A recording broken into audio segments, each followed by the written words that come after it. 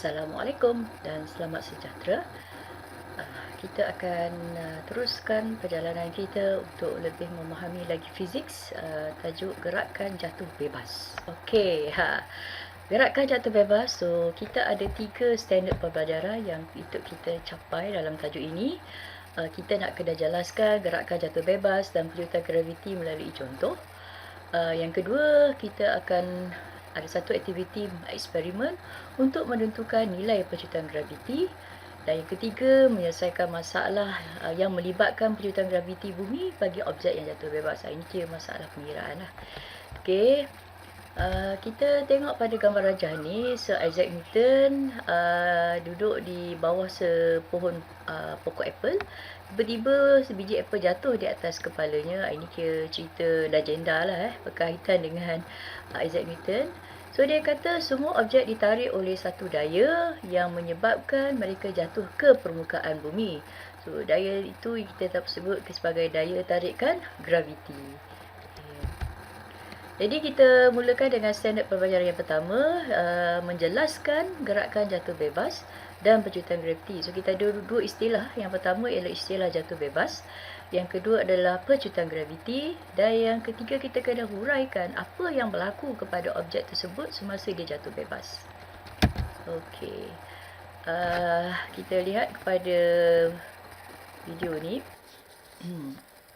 Okey, seorang penerjun yang terjun daripada kapal terbang mengalami jatuh bebas. Nampak keadaan jatuh bebas pasal terjun daripada kapal terbang.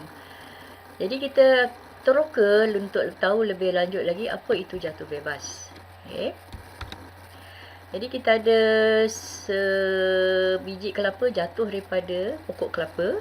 Nampak tu yang ini kan? Ini ialah kelapa tadi ni. Okey. Sebiji buah kelapa jatuh dari pokok kelapa. Adakah pergerakan buah kelapa itu merupakan gerakan jatuh bebas seperti mana yang dialami oleh penerjun tadi kan? Itu soalan pertama lah. Jadi, poin yang pertama ialah satu objek dikatakan mengalami gerakan jatuh bebas jika pergerakan objek itu dipengaruhi oleh daya tarikan graviti sahaja. Maknanya kita abaikan sebarang daya lain seperti rintangan udara. Jadi dia jatuh, buah tu jatuh disebabkan ditarik oleh daya tarikan graviti ke arah pusat bumi. Okay, ini bermakna objek yang jatuh bebas tidak mengalami tindakan daya yang lain seperti rintangan udara. Cikgu tadi lah, maknanya rintangan udara tidak terlibat dalam kes bila berlaku jatuh bebas. Okay. Jadi kita ada istilah yang pertama, jatuh bebas. Ini pokok durian kan. Buah durian jatuh. Payung tujuan tadi lah kan. So kita ada istilah yang pertama untuk kita faham. Jatuh bebas ialah keadaan di mana objek jatuh disebabkan oleh daya tarikan graviti sahaja. Maksud dia jatuh kerana ditarik oleh daya tarikan graviti. Jadi of course lah dia akan jatuh ke bawah. Okey, sekarang kita lihat pula apa yang berlaku bila objek itu sedang berjatuh. Jadi kita ada istilah yang kita akan tengok ialah pejutan graviti. So ini pokok mangga, buah mangga dan pokok mangga jatuh. So bila dia jatuh, dia akan jatuh ke bawah. Jadi bila berada di atas, dia halaju ketika ini adalah kosong kan. So halaju awal dia adalah kosong. Jadi apa yang berlaku kepada halaju dia bila semakin lama semakin ke bawah. Jadi kan, jadi kita ada satu perkara yang kita dah bincang tadi. Objek jatuh disebabkan ditarik oleh daya tarikan graviti bumi. Tarikan graviti menyebabkan objek jatuh dengan pejutan. Masih ingat lagi tak kita ada formula F equals to MA kan? Kita ada F equal MA. M ni ialah jisim buah tadi. F ni ialah refer kepada daya tarikan graviti kan. F ni refer pada daya tarikan graviti. Jadi kita belajar bila satu objek itu yang berjisim M dikenakan satu daya, objek tersebut akan mengalami pejutan. Jadi perkara yang sama akan berlaku jugalah pada objek yang jatuh bebas pada arah atas atau ke atas ataupun ke bawah kan. Jadi objek ini mengalami pejutan arah ke bawah.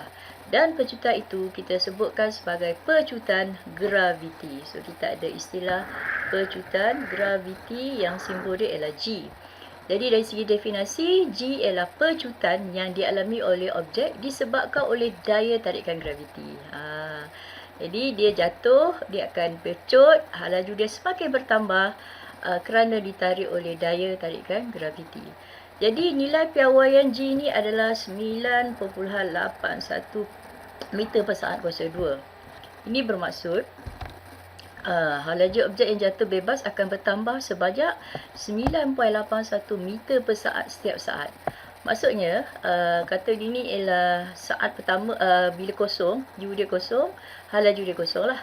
Pada saat yang pertama, maknanya bila T sama dengan 1 saat, laju dia ketika ini ialah 9.81 meter per saat. Okey. Kemudian bila T bersamaan dengan 2 saat, laju dia dah bertambah lah. So dia jadi double lah, lebih kurang 19.6 macam tu lah meter per saat kan. Itu juga dalam saat juga. Maksudnya setiap 1 saat, kelajuan dia bertambah sebanyak 9.81 meter per saat.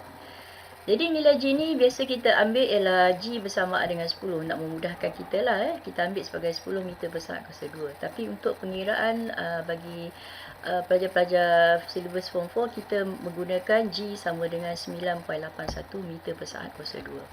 So harap anda faham lah kan apa maksud pecutan graviti. Sekali lagi cikgu ulang, pecutan graviti bermaksud laju objek bila dia jatuh ke bawah, laju dia akan bertambah sebanyak setiap saat ialah 9.81 meter per saat.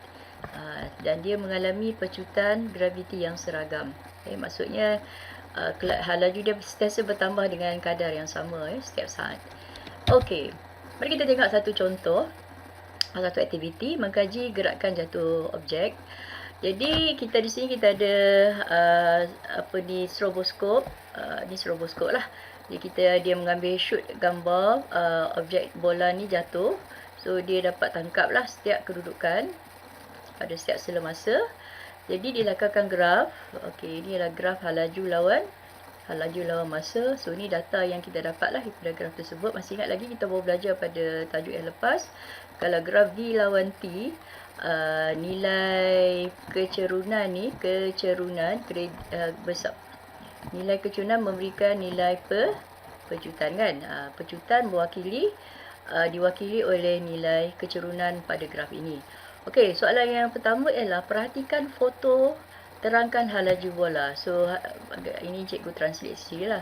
Maksudnya pergerakan dia, ini yang pertama, kedudukan yang kedua, ketiga, keempat, kelima. So makna kata kita tengok jarak dia makin lama makin bertambah, menunjukkan laju dia semakin lama semakin bertambah. Jadi kedudukan bola semakin bertambah, maka kita buat kesimpulan laju bola semakin bertambah. Bila laju bertambah, maka kita boleh katakan dia mengalami pecutan. So apakah yang boleh disimpulkan daripada kecunan graviti? So kita dah belajar pada tajuk yang lepas. Kecunan graf malar menunjukkan pecutan dia malar. Maksudnya laju dia bertambah secara seragam. Jadi terangkan gerakan bola. So kita katakan bola itu jatuh dengan pecutan malar, dan kita tahu nilai pecutan ni bersamaan dengan G kita sebut sebagai apa? G pecutan graviti. Okey. Alright. Okey, kita berhenti di sini dulu. Kita akan masuk pada topik yang seterusnya nanti. So kita dah belajar dua istilah lah. Pertama ialah objek yang jatuh akan mengalami keadaan jatuh bebas, iaitu dia hanya ditarik oleh daya tarikan graviti. Dan yang kedua, objek tersebut akan mengalami pecutan. Maksudnya laju dia semakin bertambah secara seragam, dan pecutan itu kita sebut sebagai apa? Pecutan graviti, iaitu pecutan yang dialami oleh objek kerana ditarik oleh daya tarikan graviti. Okey, harap anda faham semua. Kita jumpa lagi pada sesi yang akan datang. Okay. Assalamualaikum dan selamat sejahtera.